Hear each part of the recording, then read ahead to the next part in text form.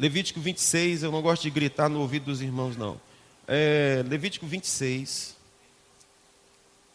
Eu quero ler com você esse texto. Repita comigo: Deus quer obediência de você. De você quem? De mim, né? Deus quer obediência de mim. Então nós vamos conversar um pouco sobre esse assunto hoje. Eu quero ser aqui bem objetivo com você.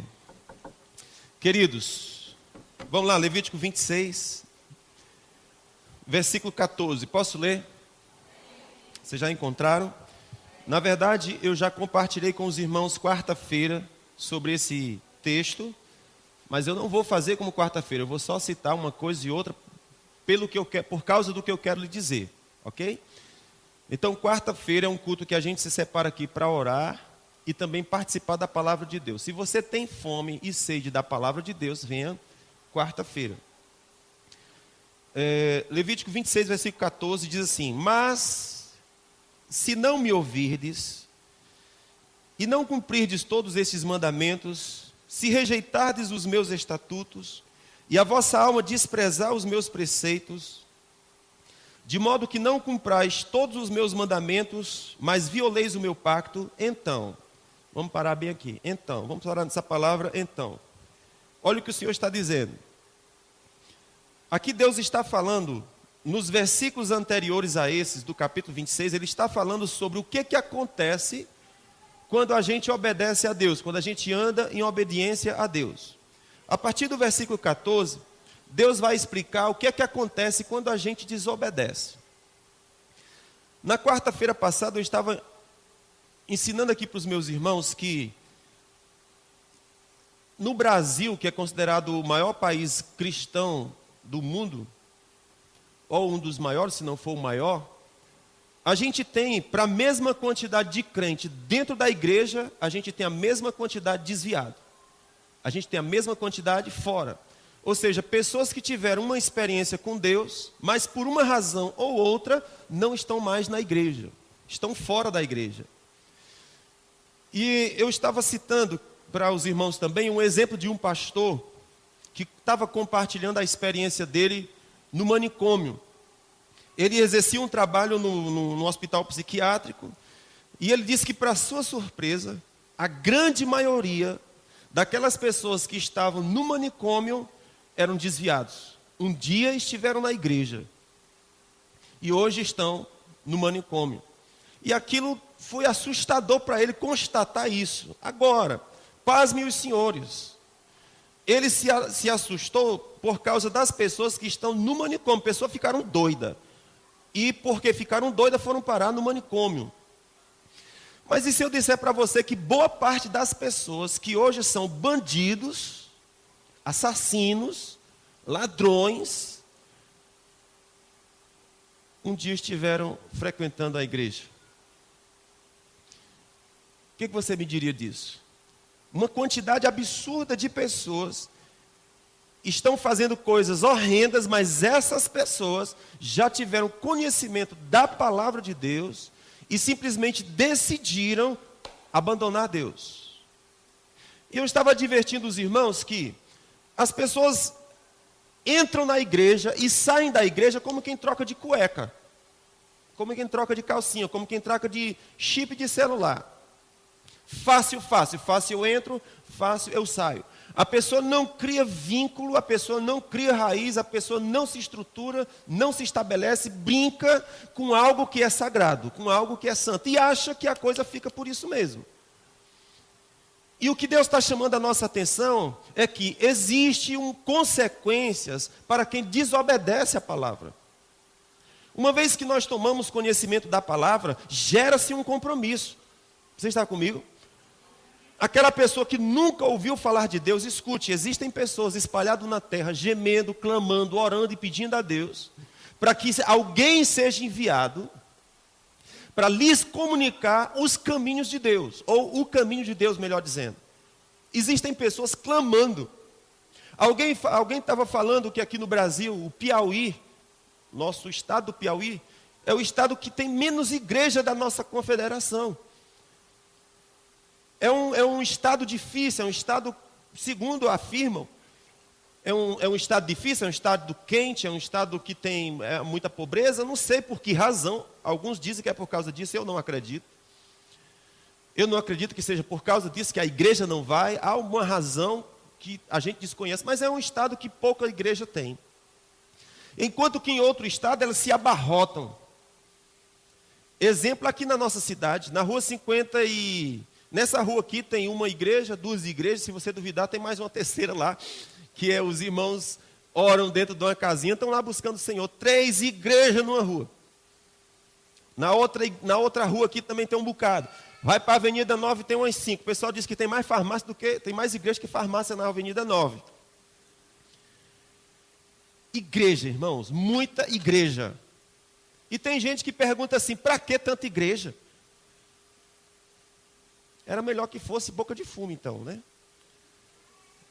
Já que nós estamos incomodados porque numa rua tem 3, 4 igrejas, então era melhor que fosse boca de fumo, porque era melhor para a sociedade. Não reclame porque tem 10 igrejas na sua rua. São 10 igrejas que frequentam grupos diferentes, famílias diferentes, problemas diferentes, e aquelas pessoas estão buscando uma solução em Deus para os seus conflitos. E elas têm um lugar para onde ir. E existem muitos lugares que as pessoas querem, mas não encontram. Então, quando a gente tem demais, o que é que a gente faz? Esnoba. Não é não? E acha que então, que se eu sair dos caminhos de Deus, fica por isso mesmo. E eu vou mostrar para você aqui que não é bem assim como a gente está dizendo. O Senhor diz assim, olhe, se você não me ouvir, e se não cumprir os meus mandamentos, se você rejeitar os meus estatutos, e a sua alma desprezar os meus preceitos, irmão, chega um ponto da sua alma desprezar os preceitos de Deus. Uma coisa é você não gostar, uma coisa é você não concordar, a outra coisa é que o nível chegou tão elevado que você despreza. O Senhor disse, quando isso ocorre, então virá sobre você terror. Fale comigo, terror. E então eu quero mostrar para você que uma das consequências imediatas da desobediência é medo. É pavor. Uma das consequências imediatas é essa, e é isso que o Senhor está dizendo aqui, pavor. No versículo 36 está escrito assim, quanto aos que de vós ficarem, eu lhes meterei pavor no coração, nas terras dos seus inimigos, e o ruído de uma folha agitada os porá em fuga. Fugirão como quem foge da espada, e cairão como se ninguém os estivesse perseguindo, sem que ninguém os estivesse perseguindo. Olha que tragédia. O Senhor está dizendo então, quando a pessoa tem uma experiência com a palavra de Deus, tem uma experiência com Deus, e simplesmente esnoba, simplesmente rejeita e despreza a palavra, ele disse, virá pavor, medo, sobre aquele coração. E o versículo 36 do mesmo capítulo está dizendo, eu meterei pavor no coração, e o ruído de uma folha agitada os porá em fuga, fugirão como quem foge da espada e cairão sem que ninguém os persiga. Você imagina o que é uma pessoa fugir, sem ter ninguém perseguindo, o pavor de tal modo que ele foge sem que ninguém esteja perseguindo. Eu não sei se você percebe, mas existe uma situação como essa, muito comum no nosso meio. É normal, há pouco tempo era normal você ouvir pessoas dizendo, eu estou depressiva, eu sou depressivo. Hoje é normal você ouvir pessoas dizendo, eu estou com medo, eu tenho medo. Ontem nós encerramos aqui a conferência dos jovens. Olha como era o nome da conferência. Conferência Triunfo Glorioso da Fé, a primeira conferência de jovens, enfrentando seus medos. O medo é uma circunstância que todos têm que enfrentar. E o que a gente aprende nesse texto é que desobedecer a palavra deixa você vulnerável para que o medo entre. Se você voltar na história e você se lembrar de Adão, o Senhor criou Adão, colocou ele dentro do Éden, e diz a Bíblia que, num certo dia, eles comeram um fruto que Deus disse para não comer. E quando eles comeram, a Bíblia fala, eles se perceberam, Adão e Eva se perceberam que estava nu. Na viração do dia, a voz do Senhor entrou no jardim, E diz o texto que eles fugiram, se esconderam, porque tiveram medo quando ouviram a voz do Senhor. Então você vai perceber que a primeira circunstância que eles enfrentaram depois que desobedeceram a palavra de Deus foi medo, pavor, insegurança. Em Deuteronômio capítulo 28, versículo 28, 65 a 67, também o Senhor trata da mesma coisa, falando do medo como circunstância de alguém que desobedece a palavra de Deus. Diz assim: o Senhor te ferirá com loucura. Olha como tem coincidência com aquela experiência que o pastor falou. No manicômio, a maioria das pessoas que estavam lá eram dissidentes da igreja. O texto fala, versículo 28 do Deuteronômio 28. O Senhor te ferirá com loucura, com cegueira e com pasmo de coração. Continuando no versículo 65. Mas o Senhor ali te dará coração tremente, desfalecimento de olhos, desmaio de alma, e a tua vida estará como que suspenso diante dos teus olhos. Tu estremecerás de noite e de dia, e não terás segurança na tua própria vida. Pela manhã dirás, quem me dera chegasse à tarde. E à tarde dirás, quem me dera ver amanhã. Pelo pasmo que terás em teu coração, e pelo que verás os teus olhos. Ok? Vocês compreendem aqui o que o texto está dizendo? Então o Senhor está dizendo que por causa da desobediência, pasmo, loucura, medo, temor, tremor, a vida como que é suspenso diante da pessoa. Como se ela tivesse perdido o controle da sua própria vida, como uma consequência de desobediência.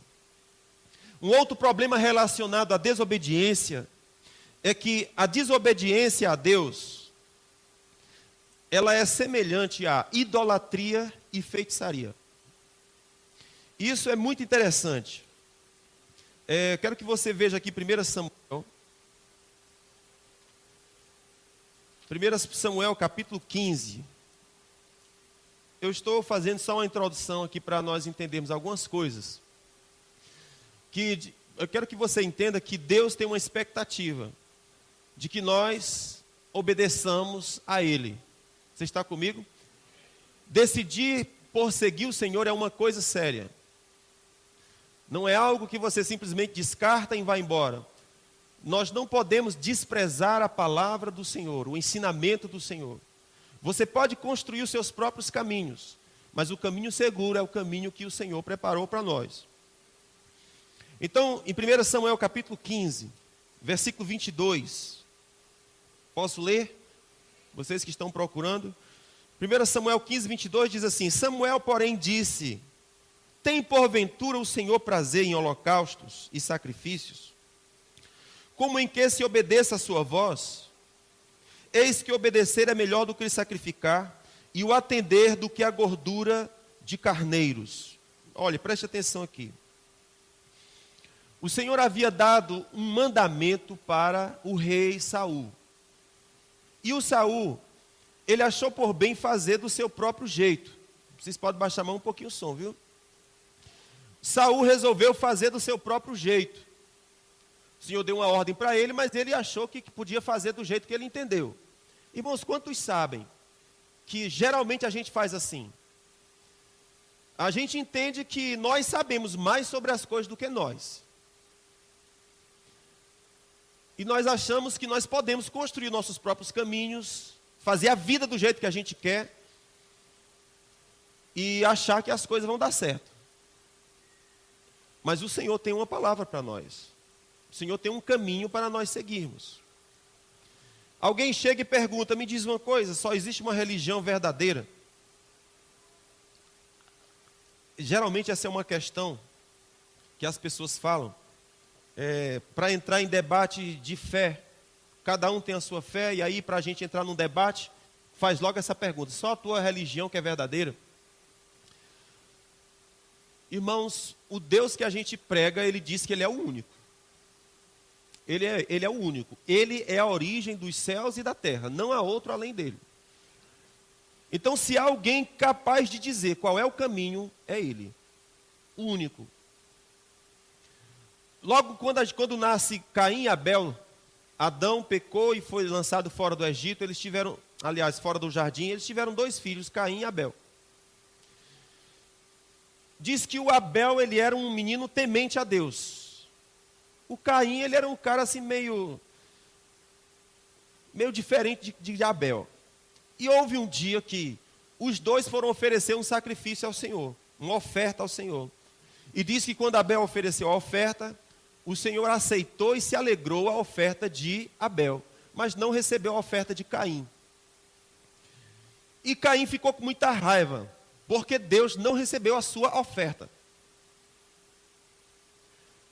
E Deus tinha recebido a oferta de Abel, mas não recebeu a oferta de Caim. E Caim estava dizendo, isso é injustiça, está errado. Aí Deus chega para Caim e diz, Caim, se tu procederes direito, não é certo que eu te aceito? Mas Caim não queria proceder direito, ele queria proceder do jeito que ele achava que tinha que ser. Ele queria criar a sua própria religião, a sua própria lei.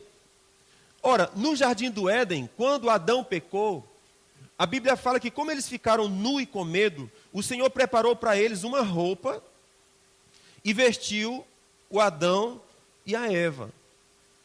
Pegou uma roupa de cordeiro, de carneiro, e vestiu Adão e vestiu Eva. Então aquilo, Deus estava apontando um caminho para o Cordeiro de Deus que viria, que era Jesus. Jesus pegou um cordeiro, Deus pegou um cordeiro e vestiu Adão e vestiu Eva, apontando que depois ele iria enviar um cordeiro do céu para vestir a humanidade, para que a humanidade pudesse estar bem diante dele. E então quando Abel, sabendo disso, foi oferecer uma oferta ao Senhor, o que ele ofereceu? Um carneiro. E quando ele ofereceu um carneiro, Deus estava dizendo, ele acredita no plano que eu tenho para salvar ele. E o Senhor o abençoou por causa dessa fé. Mas o Caim, ele disse, eu não vou oferecer cordeiro, eu vou oferecer uma melancia. E ele vai ter que aceitar a minha melancia. Por que tem que ser cordeiro? Por que tem que ser sangue? Eu vou botar, é uma melancia. Melancia é uma oferta boa para Deus. Aí ele pegou uma melancia e botou lá. Só que Deus não aceitou a sua oferta, porque Deus havia dito, é sangue que purifica pecado, não é melancia. Mas o Caim ficou zangado, porque Deus não o aceitou. E como Deus não aceitou mesmo, porque Deus não se dobra aos nossos caprichos, nós que temos que nos dobrar a Ele, não é Deus que tem que nos obedecer, é nós que temos que obedecer a Ele. Quem nos criou foi Ele, não é nós que criamos Ele. Quem diz qual é a norma é Ele, não nós. Quem diz qual é o caminho a ser seguido é Ele, não nós. Então eu digo assim, eu vou criar minha religião. Pode criar. A pergunta é, se Deus vai te aceitar ou não, é outra história. Você pode apresentar melancia para Deus, mas Ele disse, eu não quero melancia. Eu quero que você creia em Jesus, o único suficiente para perdoar e purificar o pecado dos homens, porque não há nenhum nome dado entre a terra, pelo qual importa que os homens sejam salvos, ponto. Em qualquer outro lugar que eu for buscar salvação, a Bíblia fala, não existe. Só há salvação em Jesus, porque apenas um foi constituído ponte entre o homem e Deus. Jesus Cristo, homem, ponto. Não, mas eu não aceito, eu não concordo, então fica na paz. Cria a tua religião, cria a tua filosofia, cria teu conceito. Mas a questão é, Deus te aceita? A pergunta é essa. Porque a única coisa que nos torna aceitáveis diante de Deus é o que Jesus fez por nós. E acabou-se a conversa. Então veja bem, nós estamos falando que a desobediência às leis de Deus, a primeira consequência é pavor, medo. Foi o que aconteceu com Adão e é o que acontece com a nossa alma. Nossa alma fica desprotegida e sensível a problemas psicológicos. Um outro problema que nós encontramos acerca da desobediência, que está aqui em Samuel capítulo 15, versículo 22, diz que o Senhor, Ele prefere a obediência do que o sacrifício. E aí tem pessoas que dizem assim, pastor, eu estou jejuando faz muito tempo.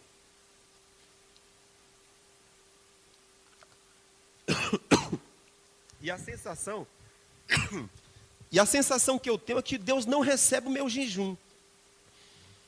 Eu oro, e a sensação que eu tenho é que Deus não recebe a minha oração. Eu dou meu dízimo, eu dou minha oferta, eu sou fiel, mas eu não percebo nada mudar. esse texto está dizendo: eu não me agrado de sacrifício, eu me agrado de obediência. Imagina que você faz um sacrifício do tipo, você vai caminhar de joelhos daqui para Fortaleza, você fez um voto, um sacrifício, aí você, então, se prepara psicologicamente e vai de joelhos fazer um percurso bem grande. Deus está dizendo: eu prefiro que você me obedeça do que você oferecer sacrifícios. Eu quero que você me obedeça. Então, de repente, eu quero oferecer grandes sacrifícios para o Senhor, mas eu não consigo perdoar uma pessoa, por exemplo. Eu quero fazer grandes sacrifícios, mas eu não consigo, por exemplo, me libertar de pornografia. O Senhor disse: cara, eu quero obediência. Eu consigo fazer grandes sacrifícios para Deus, mas eu não consigo deixar de trair minha esposa. O Senhor disse: isso para mim não importa. O que eu estou à procura é de obediência, é de homens e mulheres que tenham ouvidos que me obedeçam. Porque, queridos, veja bem, além de Deus já ter deixado a sua lei para nós, ainda existe o Espírito Santo que fala conosco. Existe uma lei implantada dentro de nós pelo Espírito Santo, porque a Bíblia fala que nesse tempo Deus escreveria na nossa mente, no nosso coração, a sua palavra. A Bíblia fala: vocês têm a unção do Santo que habita em você. Então existem mandamentos que o Espírito Santo vai trazendo para nós, mas eu posso ser rebelde. Eu posso decidir fazer o que eu quero, do jeito que eu quero, e ninguém tem nada a ver com a minha vida. E eu estou te falando que esse caminho é um caminho extremamente perigoso. Porque o Senhor disse: eu prefiro obediência.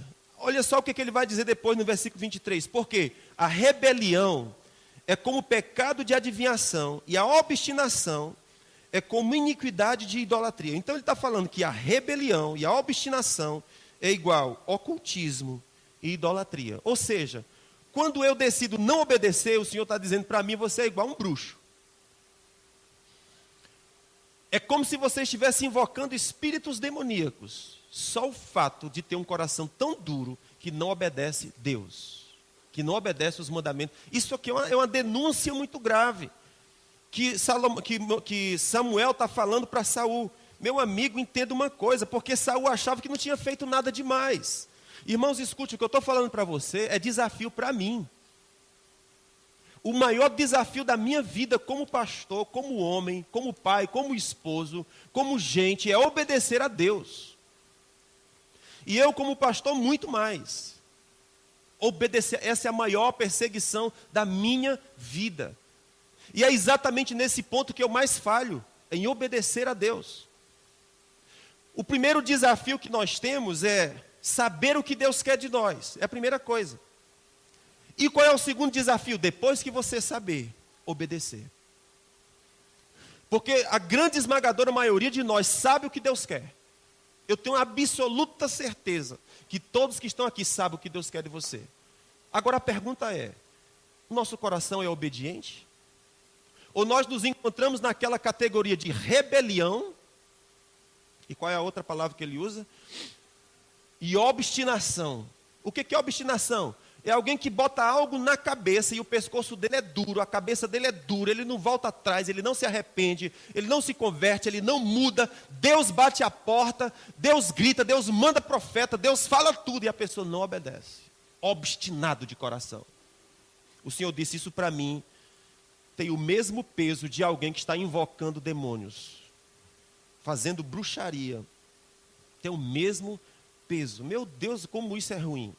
Como isso é horrível. De saber que Deus busca em nós um coração quebrantado e um coração disposto a ouvir.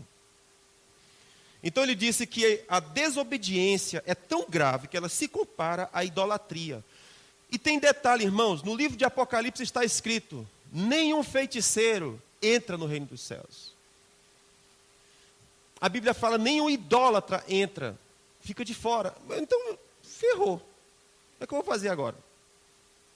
Eu não busco demônios, eu não busco ocultismo, eu não busco religiões doidas, eu não faço isso, eu estou tentando seguir o caminho de Deus. Mas o Senhor fala: se eu não achar em você coração obediente, não faz muita diferença. Porque o que tornou o diabo foi o quê? Desobediência. O que tornou Adão separado de Deus foi o quê? Desobediência. O que é que mais irrita o coração de Deus? Desobediência. E a desobediência nos deixa vulnerável. Nos deixa vulnerável. Então preste atenção como isso é sério. Agora eu quero voltar com você para o Levítico 26 e quero te mostrar um detalhe. Cadê o ministério? Já pesou? Diga, ainda tem graça. Estou achando que vocês ficaram meio tristes.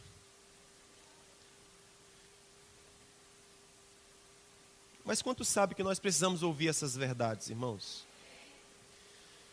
Já existe muito tempo que eu tenho uma mensagem sobre obediência. E eu nunca preguei essa mensagem. E aqui eu estou tocando suavemente sobre ela. Sobre esse tema obediência. Levítico 26.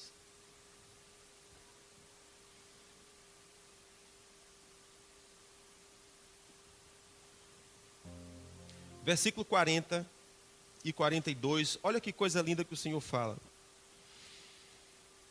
Ok, então vamos dizer que a pessoa desobedeceu. E por causa da sua desobediência, ela está enfrentando muitas circunstâncias ruins. Medo, pavor, algumas coisas estão desestruturadas. Aí o Senhor fala no versículo 40. Então, confessarão a sua iniquidade e a iniquidade de seus pais, com as suas transgressões, com que transgrediram contra mim. Igualmente confessarão que por terem andado contrariamente para comigo, eu também andei contrariamente para com eles, e os trouxe para a terra dos seus inimigos. Se então o seu coração incircunciso se humilhar e se tornar, e tomarem por bem o castigo da sua iniquidade, eu me lembrarei do meu pacto com Jacó, e do meu pacto com Isaque, e do meu pacto com Abraão, e bem assim da terra me lembrarei. Se você não entendeu nada do que eu li, deixa eu tentar te colocar aqui.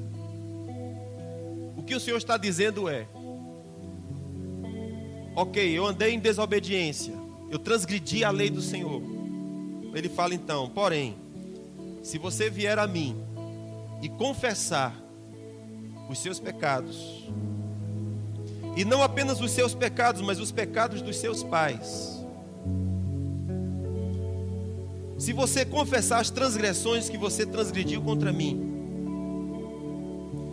se você confessar que estas coisas estão acontecendo porque você andou contrário, a sua atitude gerou uma reação. Se o seu coração incircunciso se humilhar, aí ele diz, então eu me lembrarei do pacto com Jacó. Olha o que Deus está dizendo. Se houver arrependimento e se houver quebrantamento, o Senhor disse, eu vou me lembrar da aliança que eu tenho com você. Veja, nesse tempo aqui, eles tinham aliança com Abraão, com Isaque e com Jacó. E o Senhor falou que se você se arrepender, então eu vou me lembrar da aliança que eu tenho com você. Irmãos, ocorre que hoje a nossa aliança não é mais a aliança de Abraão, não é mais a aliança de Isaque, mas a nossa aliança hoje é a aliança com Jesus.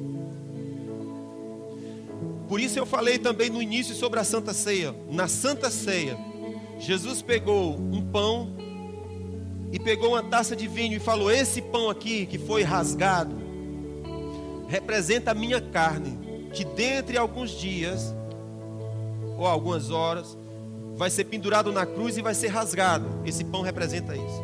Esse vinho aqui representa o sangue que vai sair de mim. Esse sangue, disse ele, é o sangue no qual está baseado o seu pacto com Deus.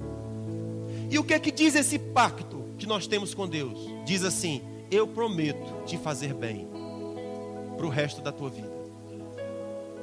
O pacto que está estabelecido em Jesus fala isso: eu prometo te fazer bem todos os dias da tua vida.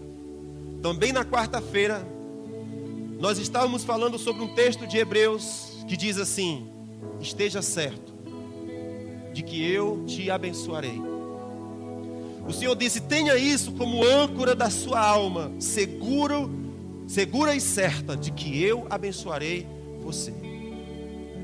Para que não haja dúvida, Deus diz: eu vou jurar por mim mesmo, porque não há ninguém maior do que eu para jurar. Então eu vou jurar por mim mesmo, para que depois que eu jurar, acabe-se toda dúvida, toda incredulidade, toda confusão, e você fique firme de que eu estou decidido a te abençoar. O que o Senhor está falando aqui, se você vier a Ele quebrantado, arrependido, Ele disse: eu vou me lembrar que há uma aliança entre mim e ti. O que é que ativa a aliança de Deus? Arrependimento, quebrantamento. Ativa a aliança. Ativa o pacto que Deus tem de nos abençoar.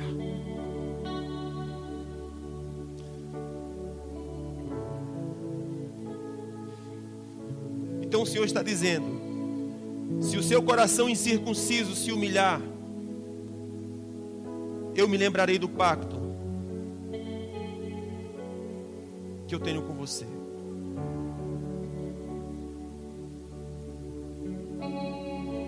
Quando nós andamos sobre a palavra, Josué capítulo 1, quando nós andamos sobre a palavra, medo foge, medo vai embora. Josué capítulo 1, versículo 7. Josué estava diante de um grande desafio. Quantos sabem que grandes desafios traz medo? Fazer o trivial não dá medo, mas quando você tem diante de você um grande desafio, medo é a primeira coisa que acontece. Medo, insegurança. Será que vai dar certo? Será que vai funcionar? Então Josué estava diante de um grande desafio, e o Senhor aparece a ele e faz assim: Josué, versículo 6, esforça-te, tem bom ânimo, porque tu farás este povo herdar esta terra que jurei a seus pais. Versículo 7, tão somente, Josué, esforça-te, tem bom ânimo. Olha o conselho que Deus vai dar para ele: cuida de fazer conforme a lei que o meu servo Moisés te ordenou. Não te desvie dela nem para a direita nem para a esquerda, a fim de que sejas bem sucedido por onde quer que andares. O que Deus está dizendo é que se você entra no caminho da obediência, há um destino certo. E qual é o destino certo? Ele disse: você será bem sucedido por onde quer que você andar. A obediência nos leva a ser bem sucedido, mas a rebelião, a obstinação nos leva para um ambiente de medo. Então o Senhor dá o conselho para Josué: Josué, deixa eu te ensinar como é que guarda a tua alma, como é que guarda as tuas emoções, como é que guarda a tua vida, Josué. Escute, Josué, bota a minha palavra diante dos teus olhos. Versículo 8, não aparte ela da sua boca, medita nela de dia e de noite, para que tenhas cuidado de fazer conforme tudo quanto nela está escrito, porque então tu prosperarás. Qual é o projeto de Deus para nós? Prosperar, irmão. O projeto de Deus para nós é fazer avançar. Uma coisa é você construir a sua vida baseado no seu esforço.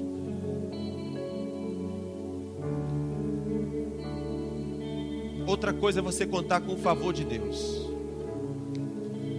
Outra coisa é você contar com Deus soprando. É com Deus favorecendo. Nós estamos cercados aqui de pessoas, eu não tenho dúvida, querido. Eu não tenho dúvida com relação a isso. Essa semana um jovem me procurou e disse: pastor, eu preciso de ajuda porque eu estou com muita dúvida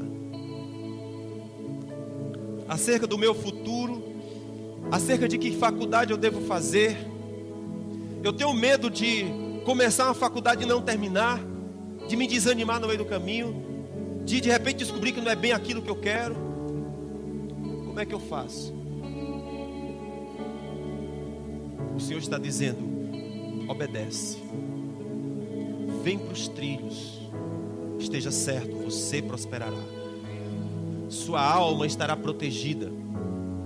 Então, quantos de vocês são jovens e olham para o seu guarda-roupa e dizem: eu não tenho a roupa que eu gostaria de vestir, eu não ganho o salário que eu gostaria de ganhar, eu não sou inteligente como eu gostaria de ser, e fica por isso mesmo. Esses pensamentos vêm à sua mente e você diz: realmente eu não presto, realmente eu sou incapaz, realmente a vida, eu nasci para dar errado, e eu acho que eu sou um aborto, não é? Acho que eu sou um aborto, Deus me abortou, não devia nem ter nascido, tudo vai dar errado na minha vida. Quando nós colocamos esse tipo de pensamento, nós estamos removendo o que Deus falou, estamos dando crédito às circunstâncias, estamos dando crédito às pressões que vêm sobre nós, e não estamos prestando atenção ao que Deus falou. O que o Senhor falou para Josué? Ele disse: pega a minha palavra, coloca diante dos teus olhos, deixa que a tua boca diga a minha lei, fala a minha lei. Então é importante que você coloque a palavra de Deus diante dos seus olhos, mas também que a sua boca diga o que Deus diz. Porque na hora da pressão, na hora que a gente é apertado, a gente quer dizer o que a nossa raiva quer dizer, a gente quer dizer o que a nossa incredulidade quer dizer, a gente quer dizer o que a pressão está nos obrigando a dizer, mas nós não dizemos o que a palavra diz. E é nessa hora que a sua fé está sendo testada. É nessa hora que portas estão sendo desativadas. Então Deus está dizendo: coloca a minha palavra diante dos teus olhos, coloca bota na tua boca, medita nela, para que você tenha cuidado de andar em obediência, porque então você fará prosperar o seu caminho. Aí o Senhor diz assim: não te mandei eu, esforça-te, tem bom ânimo. Olha o que ele diz agora: não te atemorizes, nem te espantes, porque o Senhor teu Deus está contigo por onde quer que andares.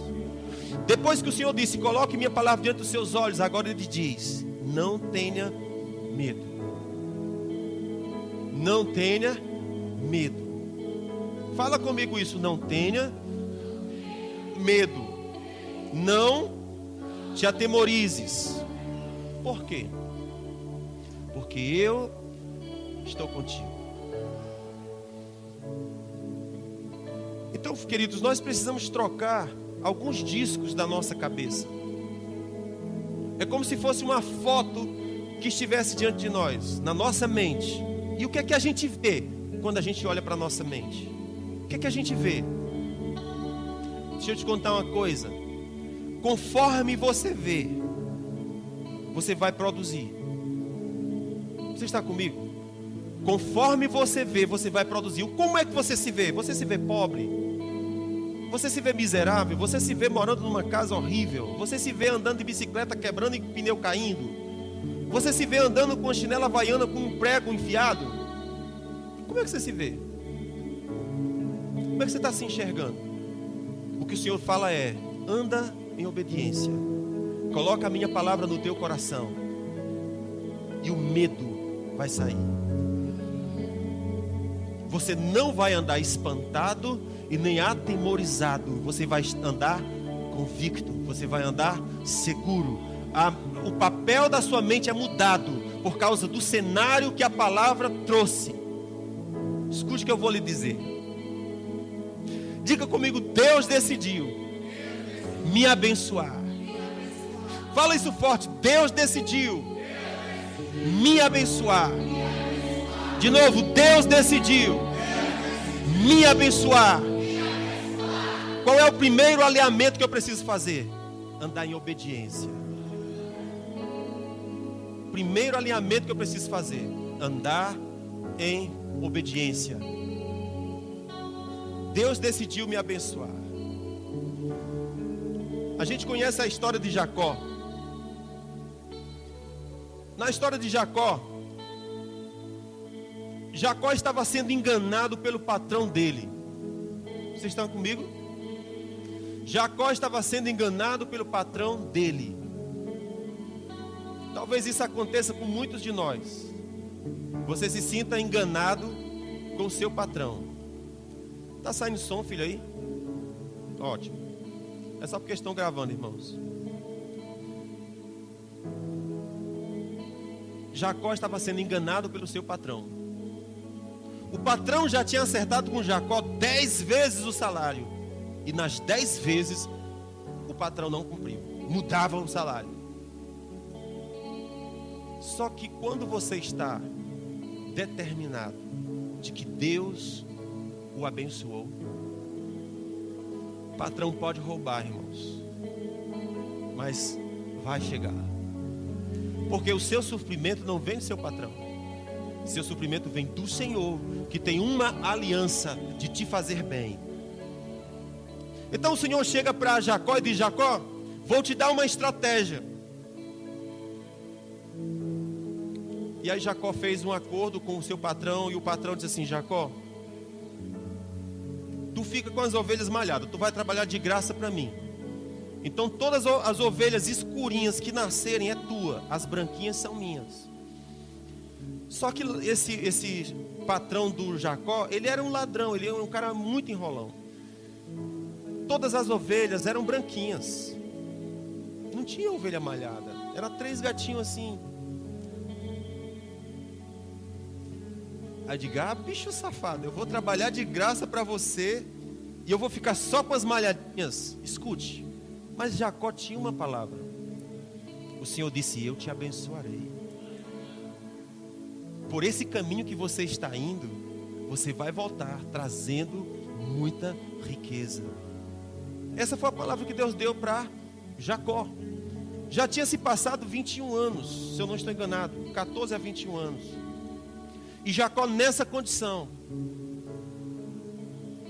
O Senhor chega para Jacó e diz: Jacó, vamos fazer o seguinte. Ok, aceita a proposta. Você vai ficar com as malhadinhas. Faz assim: no local onde as ovelhinhas vão beber água, coloque uma varinha e você tira a casca dela. Tira a casquinha dela e deixa uma parte com casca, uma parte sem casca, uma parte com casca, uma parte sem casca. E bote lá no local onde elas vão beber água e namorar. Porque as ovelhas onde tem água e comida, elas vão namorar também. E todas as vezes que elas estiverem comendo e bebendo e namorando, elas vão estar vendo a estaquinha que você colocou lá. Amados, e assim Jacó obedeceu o comando que o Senhor fez. Ele colocou a varinha lá diante das ovelhas e elas começaram a namorar. E não nasceu mais ovelha branca, só nascia ovelha malhada. Quando foi um dia que o patrão veio visitar, ele disse: você está me roubando. Só que não. O que ele estava fazendo era, havia uma palavra. E o Senhor estava se lembrando de quê? Da aliança que tinha com Jacó. O Senhor disse: se você vier quebrantado e arrependido, eu vou me lembrar da aliança, de te fazer bem. De te fazer bem. Aleluia. Pobreza e miséria é uma cadeia, é uma prisão. Não é projeto de Deus para nós. A pobreza, ela chegou quando o pecado entrou. Mas Jesus veio nos resgatar de pecado. E isso inclui pobreza também. Então, se eu ando convicto de que o Senhor decidiu me abençoar, é isso que vai acontecer. Agora preste atenção, que coisa interessante. As ovelhas produziam conforme elas viam. Elas produziam conforme elas viam. O que é que nós vemos? As ovelhas viam a varinha malhada, ela produzia varinha malhada. O que você vê, você produz. O que você traz para dentro de você é o que vai produzir. Então te desafio nessa noite: coloca a palavra diante dos teus olhos, para que você produza conforme isso, conforme o que você vê. Amados, existe leveza quando a bênção do Senhor está em operação. Coisas acontecem, portas se abrem, amizades chegam, coisas acontecem, destravamentos acontecem por causa da bênção que está em operação na sua vida. Então esse foi o conselho que o Senhor deu. Uma coisa linda que eu vejo aqui, voltando aqui para o livro de Levítico. Já vou encerrar. Levítico capítulo 26. Olha que coisa linda. O Senhor nunca planejou que nós fôssemos escravos. Nunca esteve nos seus planos que nós fôssemos escravos. Nesse texto que nós estávamos lendo, Levítico 26, versículo 13, o Senhor diz assim: eu sou o Senhor vosso Deus. 26, versículo 13 de Levítico. Eu sou o Senhor vosso Deus, que vos tirei da terra do Egito, para que não fosseis seus escravos. Eu quebrei os canzis do vosso jugo, e vos fiz andar erguidos. Olha isso aqui. O Senhor disse: eu vos tirei do Egito, para que vocês não fossem escravos. Diga: Deus me tirou do Egito, para que eu não seja escravo. Logo em seguida diz: eu quebrei. Essa expressão é muito linda. Eu quebrei. Eu quebrei os canzis do vosso jugo. O que é os canzis do jugo? Era aquele instrumento que se botava nos bois, aqui no pescoço, e tinha duas varas que ligavam a carroça. Aquelas varas que se liga à carroça, amarrada no pescoço, é chamado canzis. E o que o Senhor está dizendo é: eu te tirei do Egito, para que você não seja escravo, e os teus canzis eu rompi. Você não tem mais que carregar fardos. Você não tem mais que carregar pesos que é normal, que é comum para escravo. Mas você não é mais escravo. Eu já te tirei do Egito. Já quebrei os teus canzis. O que Deus está dizendo é: coloca a minha palavra diante dos teus olhos, se baseie nela, olha para ela. Eu quebrei os teus canzis, te tirei do Egito, não é mais escravo. Agora, depois que o escravo é liberto, qual é o outro desafio? É tirar a escravidão de dentro. Não é não? Uma vez que o escravo é liberto, a outra questão é: agora tu precisa aprender a ser livre. Porque durante tanto tempo foi tirado aquilo que era seu por direito, que não sabe mais ser livre, só sabe ser escravo. Você já viu aquela história que você cria uma rolinha, um passarinho, durante um tempo, e então você bota ele no quintal para comer, tomar sol, e você deixa a gaiola aberta. E algumas vezes o pássaro sai, se alimenta, pega o sol, se estende no sol, depois volta para a gaiola. Você vai lá, prende a gaiola e bota no cantinho de novo. Não é assim? Ela não sabe como é ser livre. Ela esqueceu como é ser livre. Mas o que Deus está dizendo é: cara, eu te tirei do Egito. Você não é mais escravo. Eu já quebrei os seus canzis. Aquelas amarras que lhe prendiam ao peso que você puxava, já foi rompido. Tem uma expressão no livro de Efésios que eu gosto, que o Senhor diz assim, que quando Jesus ressuscitou, Ele levou cativo o cativeiro. Eu acho isso bom demais. Quando Ele ressuscitou, Jesus levou cativo aquilo que prendia, ou seja, Ele levou a gaiola. De modo que a pessoa abre a gaiola e você sai. Aí Deus diz: como eu não quero que você volte, eu vou prender a gaiola que te prende. Porque o teu destino é ser livre. Nunca teve no meu projeto que você fosse escravo, que você voltasse para as suas gaiolas e continuasse preso. Não, o meu destino é que você seja livre. Olha só a outra parte que ele diz: você não é mais escravos, eu quebrei os seus canzis, joguei fora o seu jugo e te fiz andar erguido. Fala isso comigo. Aleluia, isso aqui é muito bom. Eu te fiz, fala comigo, eu te fiz andar erguido. Uma outra coisa que escravo não sabe é andar erguido. Ele esteve humilhado, submetido, subserviente, escravo por tanto tempo, que ele não sabe mais o que é andar erguido. Ele só sabe olhar para o chão, só sabe olhar para os pés, só sabe olhar para ele como sendo pequeno, insignificante e desprezível. E Deus está dizendo: eu fiz essas coisas para que você aprenda de novo a andar de peito erguido. Aleluia! Andar de peito erguido. Uma das coisas que o Senhor fala é assim: não tenha medo dos homens. Não ande com medo dos homens. Tema a mim. Porque quanto aos teus cabelos, já contei todos. Uma folha de árvore não cai. Estou no controle. Tema a mim. Mas quanto de nós tememos homens? E por causa do medo nós nos abaixamos e nos inclinamos e voltamos à condição de escravo. Quando Deus diz: você não é mais escravo, levante-se e ande erguido. Aleluia.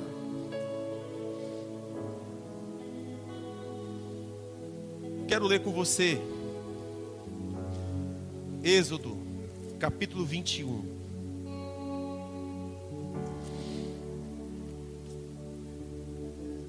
Eu não sou mais escravo do medo.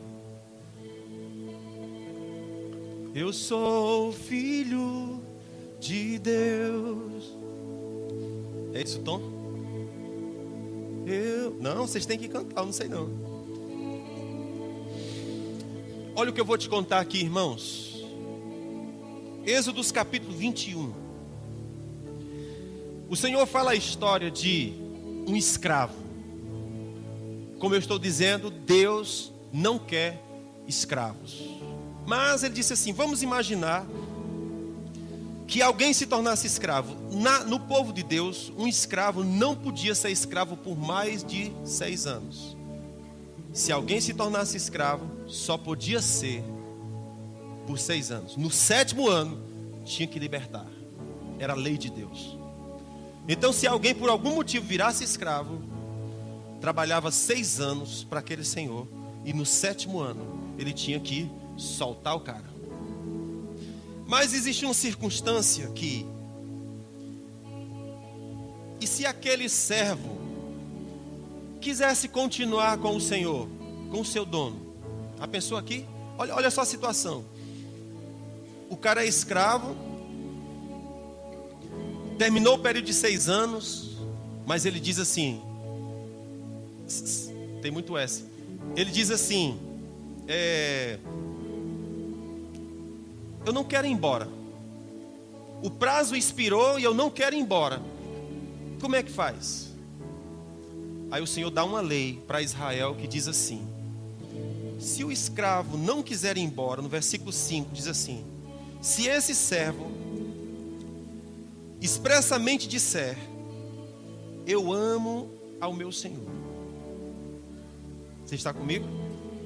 Nós estamos aqui diante de um escravo que amou o seu Senhor.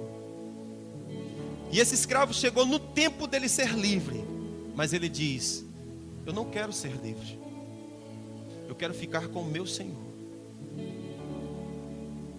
O Senhor está dizendo: se isso acontecer, se ele disser: eu amo ao meu Senhor, eu amo a minha esposa, eu amo os meus filhos, não quero sair livre. Olha o que a Bíblia fala: então seu Senhor o levará perante os juízes, o fará chegar à porta e ao umbral da porta, e o seu Senhor lhe furará a orelha com uma sovela, e ele o servirá para sempre. Olha que coisa interessante. Então o Senhor estava explicando o que acontece quando o cara é escravo, terminou o prazo de 6 anos e ele não quer ir embora porque o Senhor é bom. Como é que faz? Ele diz: você vai ter que fazer um ato público, você vai perante o juiz, dizer qual é a sua vontade. Depois você vai pegar esse escravo, colocar no umbral da porta e furar a sua orelha com uma sovela. De modo que todos saberão que aquele escravo serve aquele senhor porque o ama. Agora preste atenção, que coisa legal. A palavra obediência significa incline os seus ouvidos. O Senhor está dizendo que o escravo que Ele quer que lhe obedeça é um escravo que o fará porque descobriu que Ele é tão bom que não dá para viver sem Ele. Escravo de orelha furada. Escravo de orelha furada. Escute bem, aquele escravo, ele tinha toda a liberdade do mundo de ir embora. Mas ele decidiu, quero ficar com o meu Senhor, porque eu o amo.